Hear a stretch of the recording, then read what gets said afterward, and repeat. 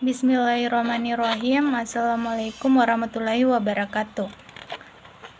Perkenalkan, nama saya Andi Serina Riaja. Kami dari kelompok 3 ingin memaparkan materi kami yang berjudul Tata Kelola Perusahaan. Tata kelola adalah sistem yang dipergunakan untuk mengarahkan dan mengendalikan kegiatan bisnis perusahaan. Tata kelola mengatur pembagian tugas, hak dan kewajiban pihak-pihak dalam organisasi terhadap kehidupan perusahaan termasuk para pemegang saham, dewan pengurus, para manajer, dan semua anggota. Pembagian tugas, hak dan kewajiban juga berfungsi sebagai pedoman mengevaluasikan kinerja Board of Directors dan manajemen perusahaan. Dari berbagai definisi yang dikembangkan oleh para pakar dapat disimpulkan bahwa tata kelola yang baik merupakan suatu struktur yang mengatur pola hubungan antara peran dewan komisaris, direksi, rapat umum pemegang saham.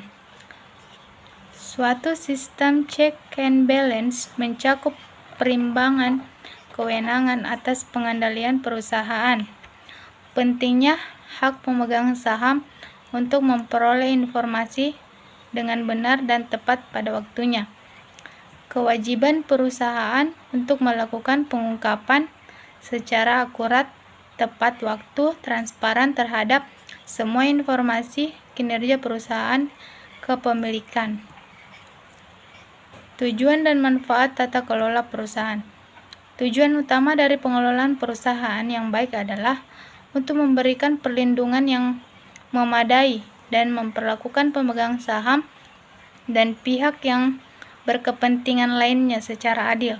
Pedoman umum GCG dari Ken KG menyatakan GCG diperlukan dalam rangka mendorong tercapainya kesinambungan perusahaan melalui pengelolaan yang didasarkan pada prinsip transparansi,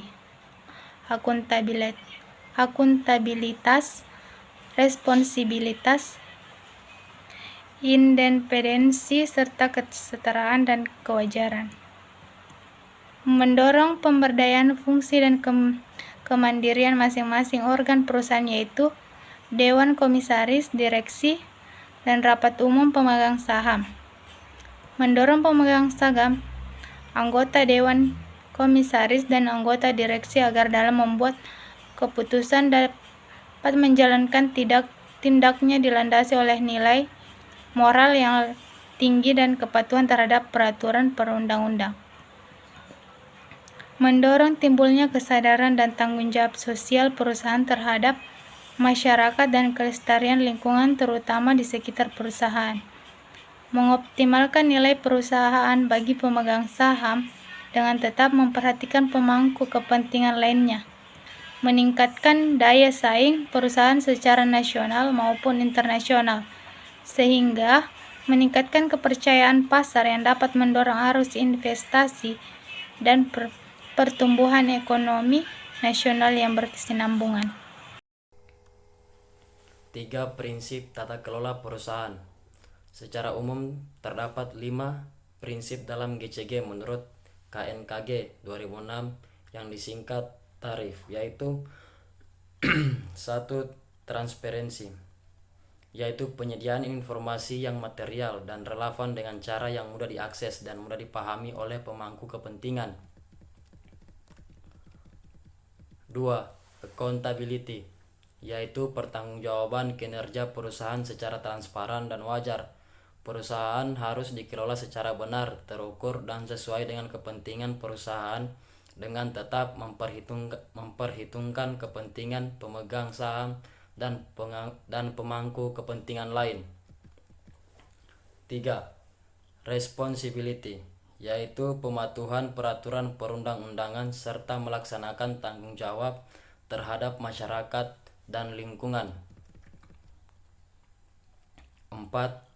Independensi, yaitu pengelolaan perusahaan secara independen atau tidak terafiliasi dengan pihak manapun, sehingga masing-masing organ tidak saling mendominasi dan tidak dapat diintervensi oleh pihak lain. 5.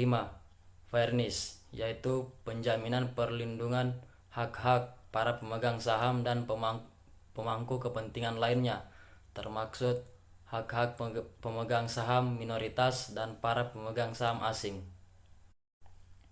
4. Definisi dan tujuan pengungkapan. Tujuan umum pengungkapan adalah menyajikan informasi yang dipandang perlu untuk melayani kepentingan berbagai pihak yang berbeda-beda. Heterogenitas, investor dan kreditor memiliki kemampuan yang tinggi dalam menilai suatu informasi yang dipublikasikan di pasar modal,